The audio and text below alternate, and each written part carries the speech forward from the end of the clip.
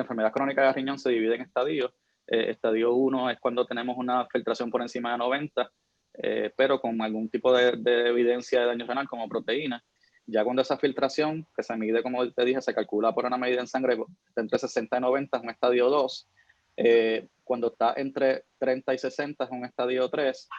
Y ya cuando baja de 30, estamos hablando de estadios bajitos como 4 y menos de 15, ya estaríamos hablando de un estadio 5 que ya se convierte ya en una estadio terminal o end stage renal disease, ¿verdad? Enfermedad terminal de riñón. Definitivamente, entonces también tenemos la proteína. La proteína también, pues, la dividimos en estadios. Lo normal es menos de 30 en 24 horas. Si está entre 30 y 300, antes se conocía como microalbuminuria, ahora se llama una albuminuria moderadamente aumentada. Y si está más de 300, pues ya se conoce como lo que se conocía antes como macroalbuminuria, ahora se conoce como una proteína severamente aumentada.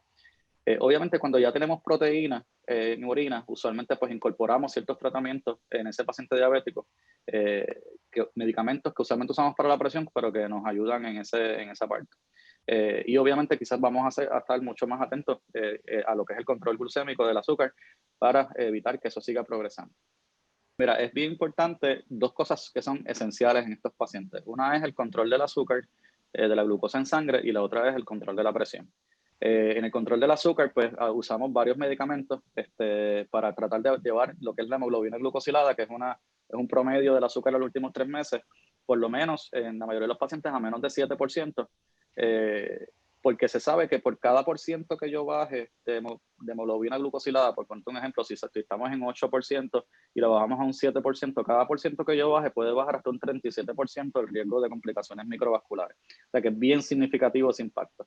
Así que el control glucémico es bien importante. Ahora tenemos también herramientas en cuestión de fármacos, como uno de los últimos medicamentos que ha salido para diabetes, que son los inhibidores del cotransporte de sodio y glucosa, que ahí está el dapagliflozin, el empagliflozin, que son medicamentos de la última que han salido para diabetes, que más allá de ayudarme con el control del azúcar, se ha visto que también pueden proteger el riñón y pueden inclusive disminuir la proteína en orina, pueden disminuir el paso de esos pacientes a estadios más severos, inclusive a diálisis.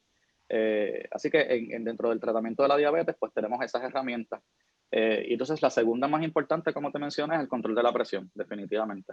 Y ahí los fármacos principales que usamos son los inhibidores del receptor de angiotensina, los bloqueadores del receptor de angiotensina, que ahí está el irbesartán, está el losartán, está el candesartán, varios medicamentos, o los inhibidores de la convertasa de angiotensina, que ahí está el lisinopril, captopril, enalapril, que esos medicamentos actúan a nivel de riñón en un sistema que se llama sistema de renina-angiotensina, y se ha visto en múltiples estudios que disminuyen esa hiperfiltración del riñón, disminuyen esa proteína en la orina y disminuyen el progreso de ese paciente a etapas más severas de la enfermedad renal. O sea que nuestras armas principales son, obviamente, control de azúcar, con eso, y ahora tenemos herramientas que más allá de controlar el azúcar nos protegen el riñón, como los que te mencioné, y el control de las presiones, ¿verdad? En estos pacientes usualmente tenemos una meta de menos de 130 de la presión sistólica y menos de 80 de la presión diastólica. Somos un poquito más agresivos